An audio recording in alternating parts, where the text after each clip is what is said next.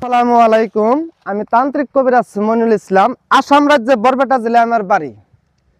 হয়তো আমি কবিরাজি করি, অনেক ঝড় জঙ্গলে, পাহাড়ে, সাগরে, নদীতে, গাছে কাজ করি, কিন্তু কাজগুলো কি ধরনের করি আপনাদেরকে আমি ভিডিওগুলো আপলোড দেখাই থাকি। তো আমি একটা কথা বলবো, গাছ গাছা সত্য। আমাদের যেটা পুরানো লুকমান হাকিম যখন রাস্তাতে হাইটে যেত, তখন প্রত্যেকটা গাছে ওনার সাথে কথা বলতো, আর সেই গাছগুলো দিয়ে উনি অনেক অনেক হাজার হাজার ওষুধ এবং রোগী ভালো করতো। তাই আমি বলছি, আমি একটা কাজ করছি, এই কাজটা হলো যে রবার্ট গাছে কাজ করছি। রবার্ট গাছ, এই বস্তুটা এরকম, এটা এই গাছের থেকে সৃষ্টি হয়।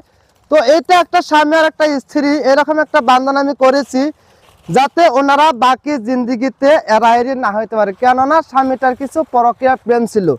তবে যারা কবিরাজি করছেন, আমি কোনো কবিরাজের নাম উল্লেখ করে বলবো না, আপনারা কাজ করেন, তবে সততার মাঝখানে কাজ করেন, কোনো লোক যাতে আপনাদের কাছে প্রতারিত না হয়।